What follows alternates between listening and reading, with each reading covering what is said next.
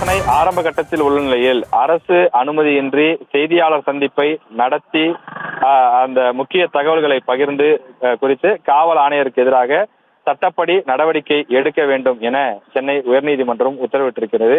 இந்த வழக்கின் மிக ஒரு முக்கிய விஷயமாக இது பார்க்கப்படுகிறது. சென்னை காவல் ஆணையர் அருண் அவர்கள் செய்தியாளர்களை சந்தித்து இந்த வழக்கு தொடர்பான பல்வேறு விஷயங்களை குறிப்பிட்டிருந்தார். குறிப்பாக இந்த சம்பவத்தில் ஈடுபட்டது ஒரே ஒரு குற்றவாளி தான் எனவும் அந்த சார் என்ற நபர் யாரும் கிடையாது என்றும் தவறாக வெளிவந்த தகவல் என்றும் சென்னை காவல் ஆணையர் அருண் அவர்கள் தெரிவித்திருந்தார். இந்த விஷயத்திற்கு சென்னை உயர்நீதிமன்றம் கடுமையான கண்டனத்தை தெரிவித்திருக்கிறது. ஒரு வழக்கு நீதிமன்றத்தில் இருக்கும்போது, வழக்கு ஆரம்ப கட்டத்திலேயே இருக்கும்போது காவல் ஆணையர் எவ்வாறு செய்தியாளர்களை சந்திக்கலாம், அதில் வழக்கு தொடர்பான விஷயங்கள் குறித்து எப்படி பேட்டி கொடுக்கலாம், இதற்கு யாரிடம் அவர் அனுமதி வாங்கினார் என்றெல்லாம் தரமாரியாக கேள்விகள் எழுப்பப்பட்டிருக்கின்றது. அரசின் முன் அனுமதி பெறாமல் கமிஷனர் செய்தியாளர் சந்திப்பு நடத்தலாம் என்றாலும் தேவைப்பட்டால் சம்பந்தப்பட்ட சட்டத்தின் கீழ் கமிஷனர் மீது அரசு ஆய்வு செய்து நடவடிக்கை எடுக்க வேண்டும் எனவும் நீதிபதிகள் அறிவுறுத்தியிருக்கின்றார்கள். தொடர்ந்து இந்த விவகாரம் ஒரு மிகப்பெரிய ஒரு பரபரப்பை ஏற்படுத்தியிருக்கிறது. காரணம், சென்னை காவல் ஆணையர் அவர் மீது நடவடிக்கை எடுக்க தமிழக அரசுக்கு நீதிமன்றம் பரிந்துரை செய்திருப்பதாகவே தெரிவிக்கிறார்கள்.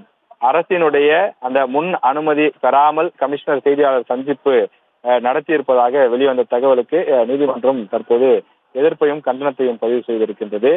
சம்பந்தப்பட்ட சட்டத்தின் கீழ் கமிஷனர் மீது அரசு ஆய்வு செய்து நடவடிக்கை எடுக்க வேண்டும் எனவும் நீதிபதிகள் அறிவுறுத்தியிருக்கிறார்கள்.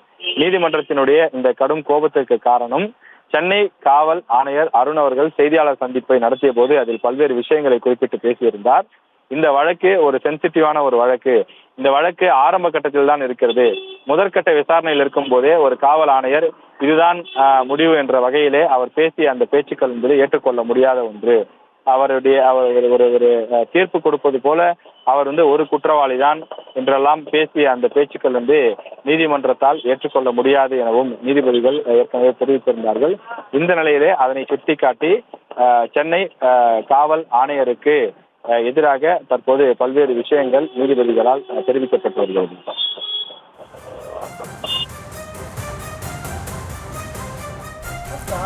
கூடுதல் விவரங்களுக்கு நன்றி ராஜேஷ்.